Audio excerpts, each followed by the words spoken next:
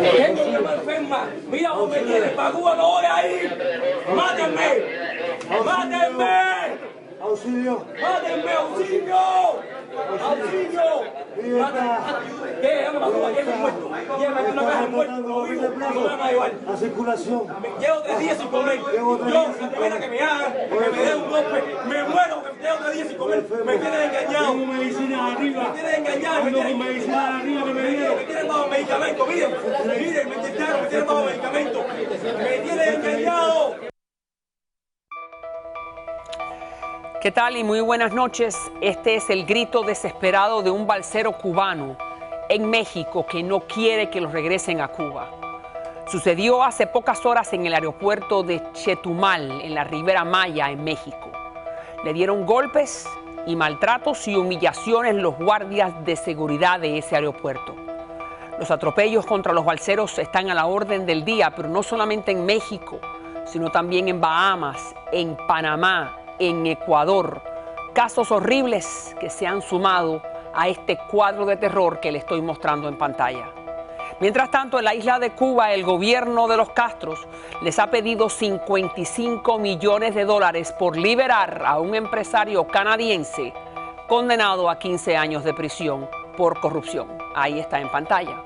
Ladrón que roba a ladrón tiene 100 años de perdón y ya le voy a contar quién es este caballero en la isla de Cuba. Bienvenidos a María Elvira, el primer programa de información, análisis y debate para todos los hispanos de Estados Unidos. A trabajar para usted.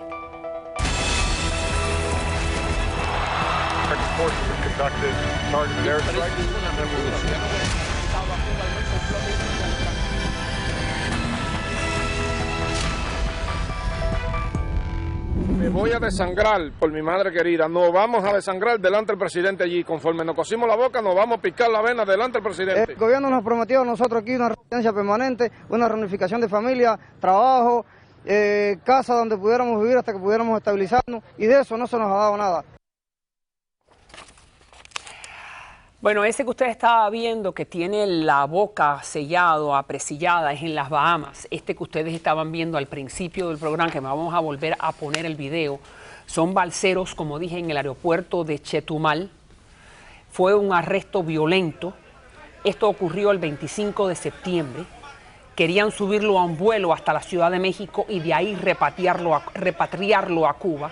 Comenzaron estos señores a correr en el aeropuerto tratando de evadir a los guardias de seguridad y no lo lograron, obviamente. La tripulación del avión no le permitió que subieran al vuelo.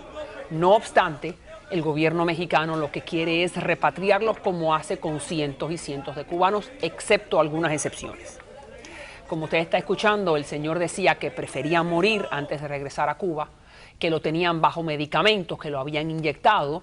Y no solamente eso, sí que no le habían permitido comunicarse con nadie fuera de México porque tenían y querían poder pedir un grito de ayuda a organizaciones del exilio, como ocurrió en un caso anterior, y ustedes lo han visto en este programa, que hay 15 balseros que lograron recibir la residencia en México, o que por lo menos lo dejaran fuera de los centros de detención o centros de donde están detenidos los diferentes balseros cubanos que llegan a Cuba. Sin duda que es trágico. Le damos la bienvenida a alguien que ha sufrido o que ha pasado algo muy similar, por eso lo hemos invitado a Pedro González. Llegó en el éxodo del 94, también en un par de ocasiones lo enviaron de vuelta a Cuba en el intento por salir. Gracias por estar con nosotros. Gracias, María. Sergio Comas, que es analista político, abogado en Cuba y que sabe no solamente el caso de los balseros, sino este nuevo caso de 55 millones de dólares que el gobierno de los Castro está pidiendo por liberar a un empresario canadiense que llevaba muchos años en Cuba, amigo de los Castros. ¿Cómo es eso que después que te condena supuestamente las cortes cubanas, ahora la salida tiene un precio? Vamos a hablar de eso ahora. Hablemos primero de lo que está ocurriendo. Hay una oleada de balseros, no solamente en México, en las Bahamas, en Ecuador. A mí me gusta conversar con los que llegan de Cuba y por lo que tengo entendido, en este momento prácticamente se está preparando un éxodo masivo en Cuba. Todo el mundo está preparando su balsa. Nadie cree en el bombo, nadie cree en la visa, todo el mundo está apurado por salir de Cuba.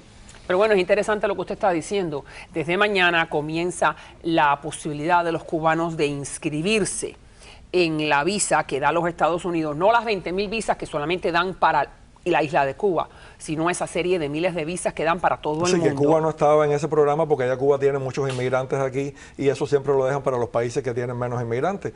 Pero creo que precisamente por la situación que se está dando en Cuba, que hay tantos balseros llegando, han decidido incluir a Cuba en este programa. Así es. Ahora Cuba no solamente puede venir por las 20.000 visas que se le otorgan a la isla, sino también por las visas que se dan a un nivel global.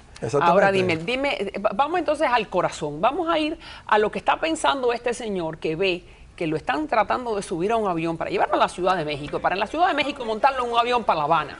Sí, nosotros y dice, no existe. Dígame, me tienen engañado, ahí lo están viendo, dígame. Sí, nosotros pasamos por una situación parecida desde el punto de vista, diría yo, geográfico. Estábamos ya a 18 millas de Cayo Hueso y nos montaron en un guardacosta americano y nos llevaron de nuevo para Cuba, solo que era una Cuba controlada por los Estados Unidos porque fuimos a parar a la base naval de Guantánamo.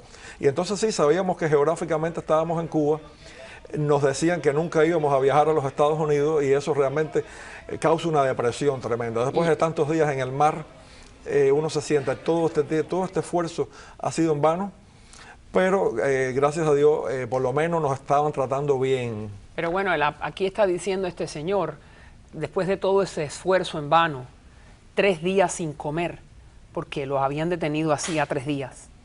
Y ahora ni siquiera le dan comida y lo están tratando de llevar de vuelta, prefiere morirse que ir a vivir en Cuba. Es tal así, morir antes de vivir. Prácticamente, yo recuerdo casos que te voy a decir que pasaron en Guantánamo y no fueron conocidos.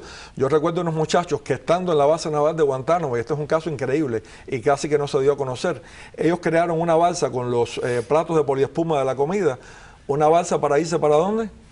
Para Jamaica, que ellos buscaron en mapa, es lo que más cerca nos queda aquí de Guantánamo. Y eso es una locura, tratar de salir desde Guantánamo para Jamaica en una balsa después que ya estabas allí. Pero era la desesperanza porque durante muchos meses nos dijeron que no íbamos a viajar aquí a los Estados Unidos.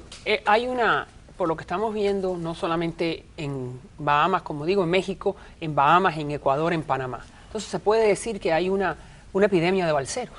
Yo creo que sí, y una cosa de la que no se está hablando es que se está produciendo un Mariel silencioso, precisamente la gente, los llamados en el argot cubano, los cubañoles, que son los cubanos que han obtenido el pasaporte español porque se han acogido a la ley de los nietos, se están bajando en el aeropuerto, sencillamente aplican, inmediatamente producen el papeleo y ya se están entrando. Son muchos cubanos, más de 100.000 que se han empadronado en el censo español y esto se ha convertido en un tema político en España porque son personas que pudieran votar. Claro, pero eso es en España y pueden ir en avión. Estos señores vinieron en balsa, arriesgaron su vida y ahora los van a volver a enviar al punto de partida. Apoyando lo que le estaba diciendo, los balseros últimos que llegaron a Key Biscayne, que relataron eso mismo que él confirma, que es que se está produciendo una locura por hacer balsa y por salir. La gente está desesperada completamente porque las reformas no acaban de llegar. Algunas personas, son muy pocas las personas que están logrando beneficio con las reformas económicas. El desespero es total y la gente no les importa tirarse al mar. Pero ¿cuál es la diferencia entre ahora y hace 5 años? En las condiciones de vida en Cuba. Las condiciones son que al gobierno quitarse todos los subsidios que está dando, que son los comedores, esos de los trabajos donde la gente resolvía alguna comida, la gente muy pobre, la libreta de abastecimiento que tiene pocas cosas que coger actualmente, lo que ha producido una polarización de la sociedad cubana donde un pequeño grupo tiene dinero y el resto se muere de hambre. Bien. Esa desesperación es la que conduce a los jóvenes a buscar un futuro. Ahora vamos entonces a hablar, y ahí están fotografías que demuestran eso que usted me está diciendo. Vamos entonces a hablar ahora de este empresario canadiense de apellido Tokmac-Yang, Sy Tokmac-Yang. Este señor estuvo 20 años en Cuba haciendo negocios, ahí lo vemos en pantalla. Era el ejecutivo más importante del Tokmac-Yang Group, donde estaba incluido la Hyundai y otras empresas importantes de venta, de manufactura o de servicios al consumidor. Lo encuentran culpable de soborno, otros cargos económicos donde hay cohecho, malversación de fondos. Le imponen 15 años de cárcel. Como usted me decía, eran amigos de los Castros, este caballero Tokmac-Yang. Y ahora el gobierno de Cuba le pide a su compañía $55 millones por liberarlo o por enviarlo de vuelta a Canadá. Y no solamente eso, sino también activos de la empresa en la isla.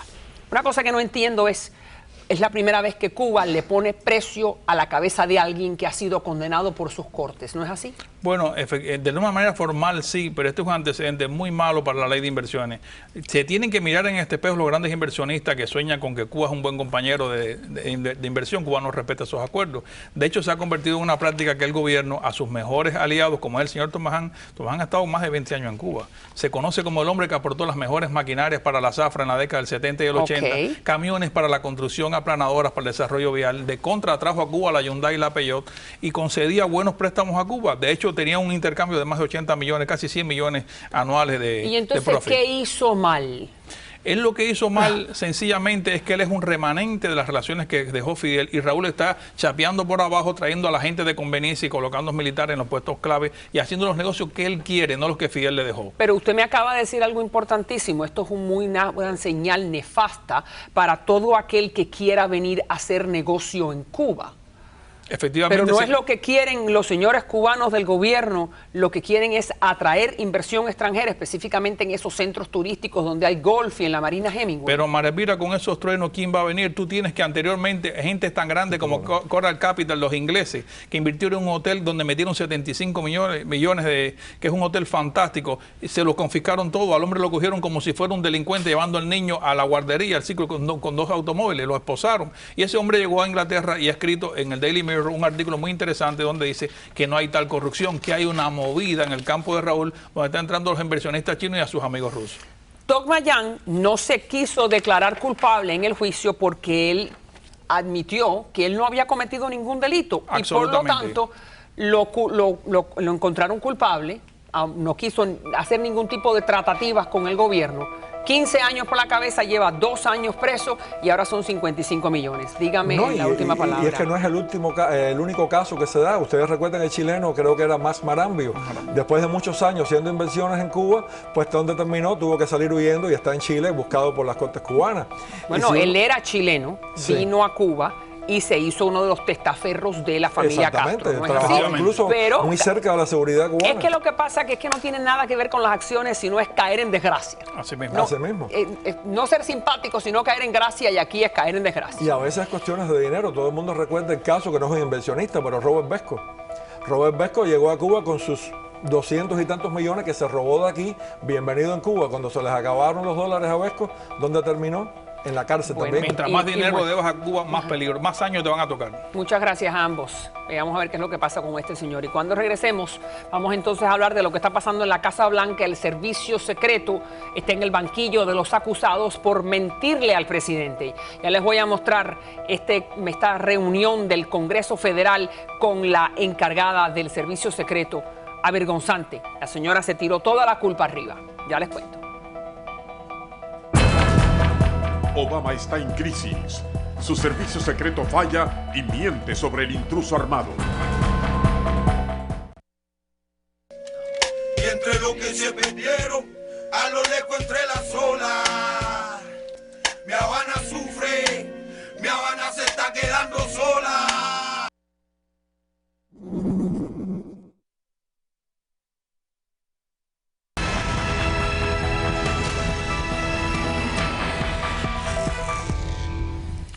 Vamos entonces a hablar de salud. Hay un virus en los Estados Unidos, en 40 estados de esta nación, que ha cobrado cerca de 500 casos confirmados por las autoridades. Todavía no ha llegado al estado de la Florida, pero sí se cree que podría llegar pronto. El 15% de la gente, de los pacientes que sufren este virus, terminan en ICU, que eso es terapia intensiva.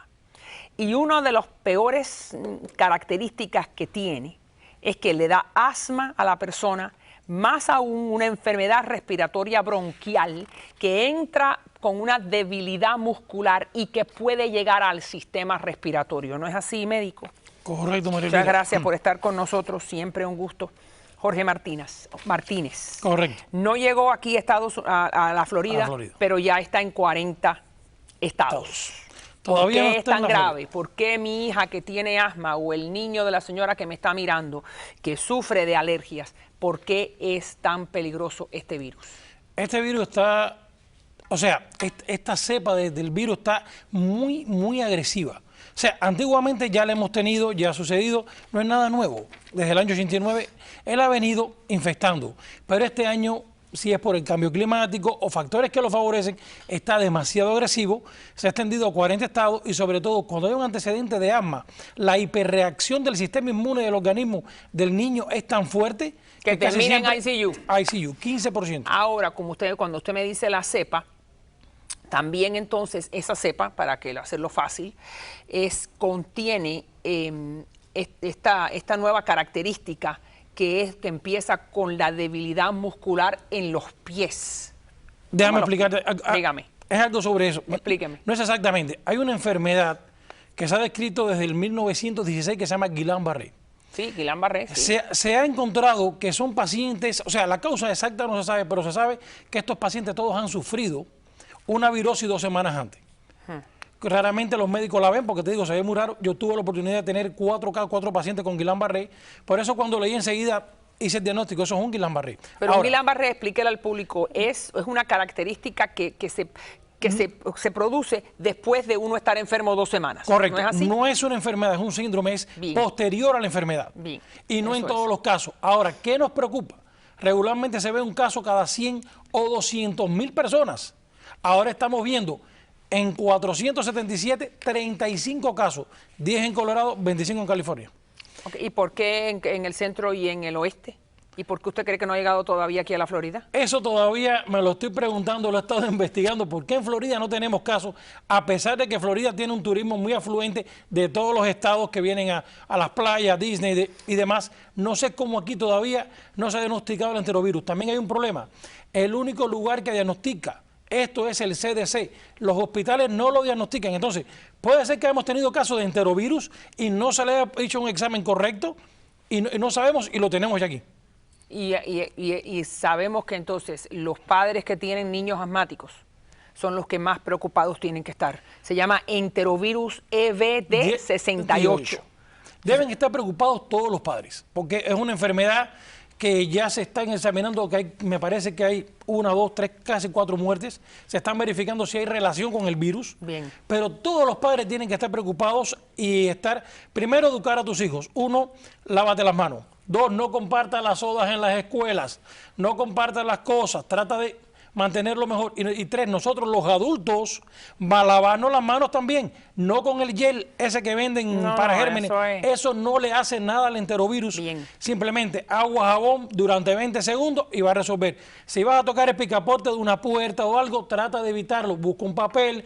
Como hacían nuestros abuelos, coge la parte de atrás de la camisa, del saco, del vestido. Escuchen esto, claro. Trata de hacerlo. Cualquier manigueta de un baño público en un restaurante hay que tener, porque ahí puede estar depositada el virus. María Elvira, y lo duro de esto es que nosotros los adultos somos los que llevamos el virus hacia nuestros niños. Absolutamente, gracias, no padecemos médico. la enfermedad. Claro, son los niños, no los adultos. Gracias, médico, siempre un gusto. Siempre. Parte de Guerra con Bernardo Jurado.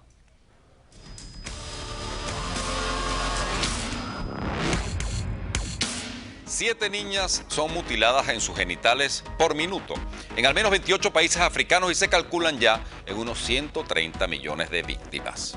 De acuerdo al informe de este año de UNICEF, el número de abusados ha bajado 1/3 en comparación a hace 3 décadas, de manera que podemos imaginar cómo era esta barbarie. Existen 3 tipos de ablación, que es como se llama esto. La amputación parcial del clítoris, que es la más benigna. La escisión total del prepucio y labios menores y la infibulación, que es el cierre vaginal total con sutura junto a la extirpación clitoriana. La vulva es cosida hasta quedar casi cerrada, dejando solo un pequeño orificio por donde expulsar los flujos menstruales y la orina. Imagínense por un momento la asepsia y la hediondez. Se abrirá solo antes del matrimonio y antes de los partos, pero deberá ser cerrada nuevamente en caso de viaje del marido. Y yo me pregunto, ¿creen ustedes que algún día el África podrá ser desarrollada manteniendo estas absurdas e inhumanas costumbres tribales? Siendo esto común y aceptado, ¿no creen que la epidemia de ébola es solo un pequeño y público síntoma de una sociedad enferma de absurdo? Esto es Parte de Guerra. Les habló Bernardo Jurado para María Elvira Salazar.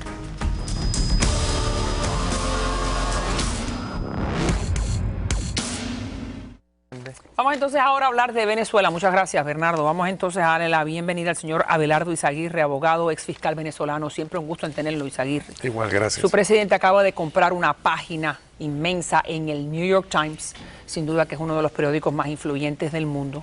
Y en la página, que cuesta de entre 25 y 30 mil dólares comprar una página en una edición, el presidente Maduro pide varias cosas importantes para él.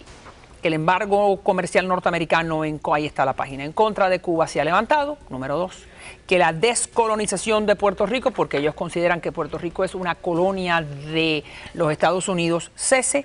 Y también pide la donación de 5 millones de dólares para lucha contra el ébola.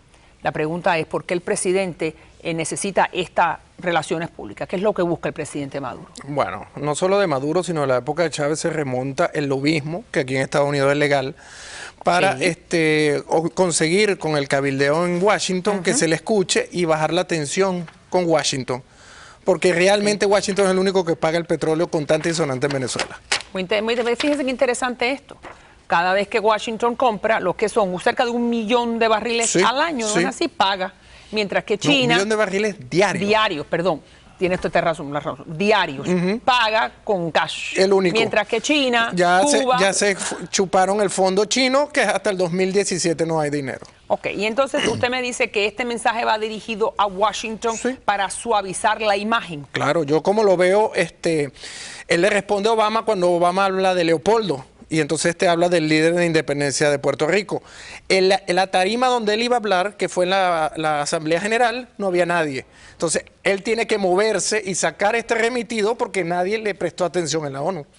Ahora, ¿cuánta tirada o cuánta usted considera que repercusión puede tener esta compra de una página? La tuvo excelente. Dígame. Hoy la audiencia de Leopoldo López se retrasó 2 horas. ¿Sabes por qué? Porque no dejaron entrar a Lilian y al representante de la Embajada de Estados Unidos, del consulado, que iba como observador al juicio. Ok.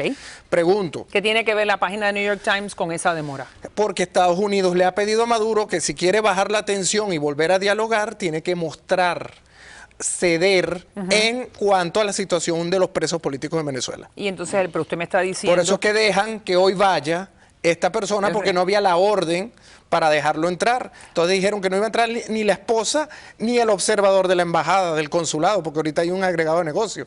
Al final de las 2 horas, con una llamada de arriba, dejaron entrar a esta persona. Entonces le pregunto, si no podía entrar la esposa, ¿cómo entra al final la esposa con un señor que viene de un país que es el imperio, que desató la guerra económica y mandó los mosquitos a entrar al juicio? Da casualidad que con la publicación y la entrada de Maduro, entonces esta gente puede actuar en Venezuela. Hay algo entre... Un quid pro quo. Yo te doy, tú me das. Exactamente. Y esa pulsada de Leopoldo López por el de Puerto Rico es una muestra. Ok, y usted considera que, ya que usted me está diciendo esto, que el hecho de que el destino de Leopoldo pueda ser suavizado o pueda encontrar algún tipo de libertad porque los Estados Unidos se lo pidan a Maduro? Es que no solo Estados Unidos. El concierto a nivel político es grande. Insulza lo dijo. No puede dialogar si no hay oposición. O sea, esto ha sido un avance desde hace una semana, no solo de Estados Unidos, que lo hace de manera tranquila, sin formar lío. Hay otros operadores a nivel internacional que están haciendo que Maduro tenga que cambiar su posición. La posición, pero son posiciones diferentes, sobre la figura de Leopoldo López, que está presa, o sobre la oposición que está libre, entre ellos la MUD. ¿Cuál de las dos? Lo que pasa es que Maduro se consiguió con un movimiento de la MUD, no sé si de la MUD, de la necesidad del país, que es el nombramiento de Chuo. No sé si sabes que hace 3 horas volaron sobre Caracas 2 Sukhoi de la Fuerza Aérea para amedrentar a los estudiantes que están en la Universidad Central. Y el sábado hay una marcha desde los Cortijos a Petare convocada por Chuo, que como decimos en Venezuela, sí en trompa cerró. Y es preocupación. ¿Sí entró en cómo? En trompa. En trompa. Sí, entró en trompa. Ajá. ¿Qué significa sí entró? Es que sí va al cerro y sube 40 escaleras y sí tiene contacto con los pobres. Muy claro, sí, está en contacto con las masas. Entonces, ¿usted cree que el señor Leopoldo López, mi gran amigo, salga en libertad en algún momento? Gracias y ayudado por los Estados Unidos. ¿O eso no va a ser tan fácil? No va a ser tan fácil. Estados Unidos y el sistema interamericano a través de la OEA va a seguir luchando, va a seguir haciéndolo, pero ellos van a tratar de postergar lo más posible esa decisión. Absolutamente, porque sabemos que Leopoldo López libre es un gran dolor de cabeza. Las encuestas de hoy ponen a Leopoldo sobre Capriles ya. Muchas gracias, siempre un gusto. Ya regreso. A continuación, una impactante historia. Domingo Quiñones lo cuenta todo, sus éxitos y su lado oscuro. Régimen en pie por más de 50 años, que tiene a los retirados robando y cuidando baños, pasándole el paño a aquellos que tienen padres con grado, metiendo preso inocente y sembrando miedo en todos lados.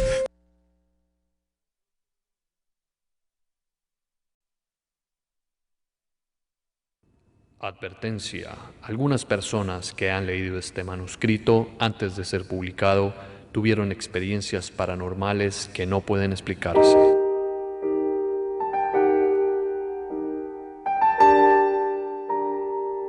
Un hombre divaga por el mundo sin derecho a morir.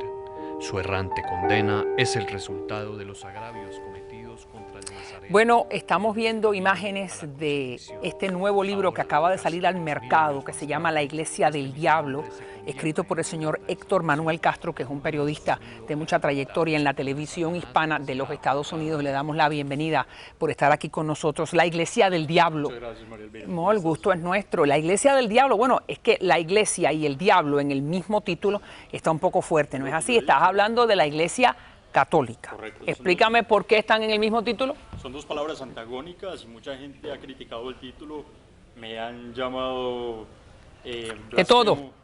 Claro, y donde fuera esto, hace 30 años me quemarían vivo y quemarían el libro. En la Inquisición no estuvieras aquí. No, ya estaría oliendo a chamuscado. Claro. Pero son dos palabras antagónicas. El libro se llama así debido a dos profecías. Una del Papa Pablo VI en 1972, donde dice que el diablo, el humo de Satanás entraría dentro del Vaticano. Pero espérate, esa es también es una de las promesas o una de las revelaciones de Fátima, ¿no también, es así? También, el tercer secreto de la Virgen de Fátima. El tercer que secreto, dice que se ha infiltrado. Eso. Por favor. No, que se ha infiltrado en las más altas esferas del Vaticano. Satanás. Y entonces dime por qué tú quieres explorar ese secreto tan diabólico. Debido a estas dos profecías, el libro partamos de la base que es ficción. Bien. Debido a estas dos profecías yo decidí crear un cardenal que es muy importante dentro del Vaticano, que quiere apoderarse de la Iglesia Católica, llegando a ser papa, y una vez siendo papa va a hacer lo que esté en sus manos para destruir la Iglesia desde sus propios cimientos. Como te digo, es un libro de ficción, pero tiene un mensaje positivo. Pero espérate, antes de ir al mensaje positivo, me estás diciendo que es un libro de ficción y que es una novela y que tú te has tomado todas las libertades del escritor. Correcto. Pero también es verdad de que tú lo estás basando en uno de los secretos de Fátima, que es uno que es muy legítimo y es muy aceptado en la Iglesia Católica. Y el secreto lo dice altamente, de que el diablo se va a colar en esta iglesia. Tal cual. Y el mismo Papa, como lo mencioné, el Papa Pablo VI lo menciona.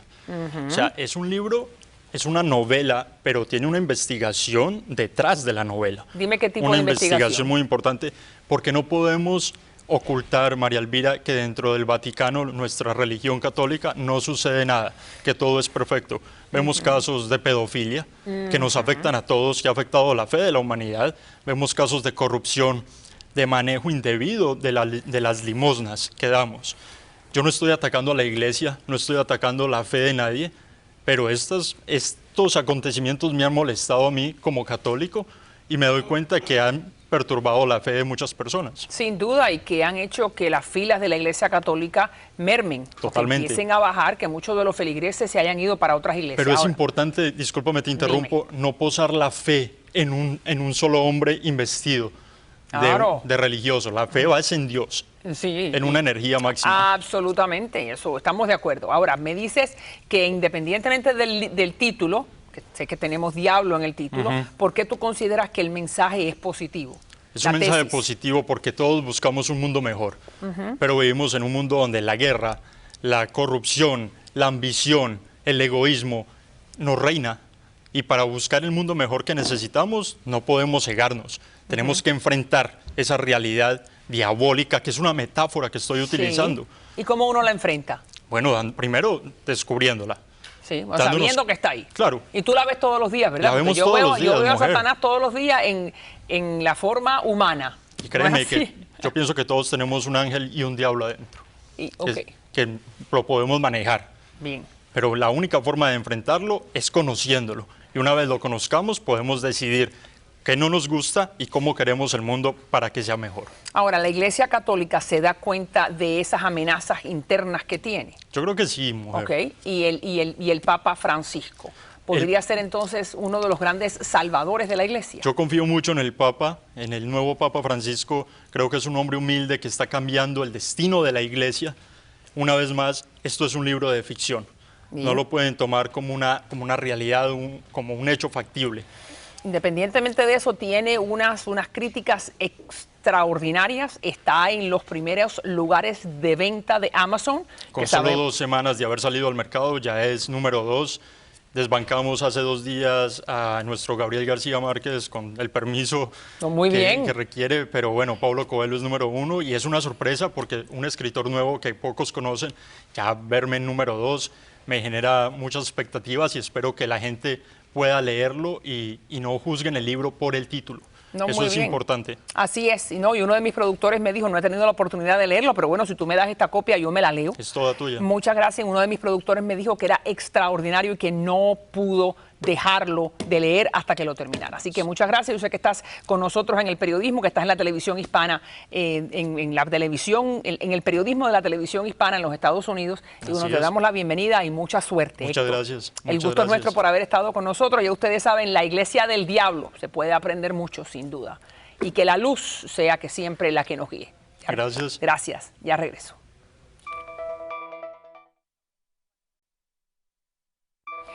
El quinto segmento me encanta porque me puedo comunicar con usted a través de las redes sociales. Ahí están en pantalla. Usted me puede escribir a Facebook, Twitter, YouTube, Instagram. Vamos a ver qué dice Abre Cuba, que dice los cambios en Cuba sí se ven por la forma de golpear, encarcelar y torturar a las mujeres indefensas. Bueno, hace referencia a lo que estaba diciendo Pancho Céspedes en su concierto, que en Cuba las cosas están cambiando. Muchas gracias, Abre Cuba.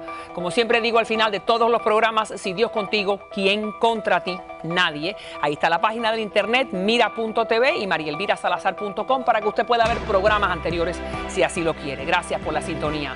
Gracias a Bobby, que me encanta porque el pelo es nuevo y además está bien fácil de peinar. Bobby, Éxtasis, Salón y Spa. Gracias a Dani y a Víctor por la cara y gracias a la señora Gabriela Arango por el atuendo, una de las mejores diseñadoras en el sur de la Florida. Y a usted por la sintonía. Gracias nuevamente. Nos vemos mañana a la hora de siempre en Mira TV. Hasta entonces, buenas noches.